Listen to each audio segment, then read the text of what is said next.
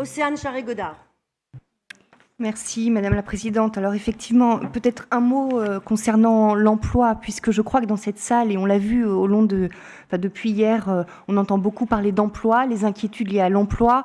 Et je voudrais saluer vraiment le travail qui a été fait autour des aides économiques, et parce qu'il y a cette dimension territoriale et cette attention portée aux entreprises dans tout ce qu'elles représentent. Et il y a vraiment un traitement très singulier et très attentif de chacune des entreprises. Je pense à l'économie de proximité, je pense à toutes les entreprises qui sont sur notre territoire, et pour cela, je voudrais vraiment féliciter et remercier pour le travail.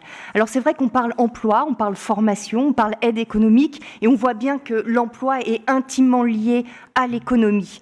Et vous en avez parlé, Madame la Présidente, hier dans vos propos liminaires, le choc des chiffres du chômage en avril, ça a été une secousse qui risque de durer. Le nombre de femmes et d'hommes au chômage a augmenté de 22% en avril, alors qu'on annonçait une embellie économique, le plein emploi, la nécessité de poursuivre le train de réformes libérales pour booster plus que jamais la croissance. Et je voudrais en profiter pour saluer et avoir un message de reconnaissance envers tous les intermédiaires de l'emploi. Tout à l'heure, on parlait de l'ADI, mais je pense aussi à Pôle emploi, aux missions locales, aux maisons de l'emploi, aux MIF, aux PLI, etc., qui sont dans les territoires, qui accompagnent les demandeurs d'emploi. Et vraiment, il y a besoin d'être en proximité pour accompagner les demandeurs d'emploi.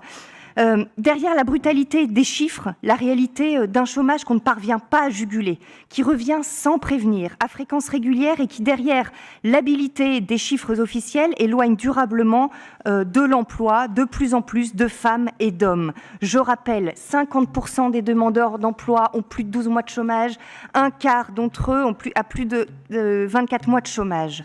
Les différentes études post-Covid démontrent que les inégalités liées à l'emploi se sont accrues. Alors ne tombons plus, et vraiment soyons vigilants de ne pas tomber dans les discours culpabilisants et caricaturaux stipulant qu'il suffit de se mobiliser et de rechercher activement un emploi quand les emplois ne permettent plus forcément d'en vivre, quand le rapport au travail a changé, quand le modèle économique des entreprises change également et parfois est très fragile.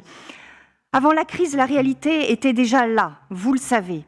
La quantité des emplois proposés ne garantissait pas leur qualité. 9 embauches sur 10 se fait en CDD. 30% des contrats à durée déterminée ont une durée inférieure à 1 jour. La reprise vantée par le gouvernement tenait, sur le plan social, à une victoire à la Pyrrhus. Alors que va-t-il en être demain, alors que s'amorce une reprise incertaine? Les CDI, qui représentaient moins de 10% dans les offres d'emploi proposées, vont-ils revenir en force? Je ne le crois pas.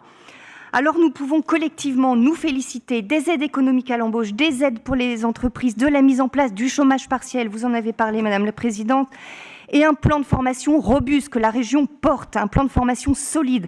Mais ça ne peut pas être les seules réponses aux crises structurelles. Et là, ces propos sont une introduction au rapport que je présenterai tout à l'heure sur la sécurisation des parcours professionnels.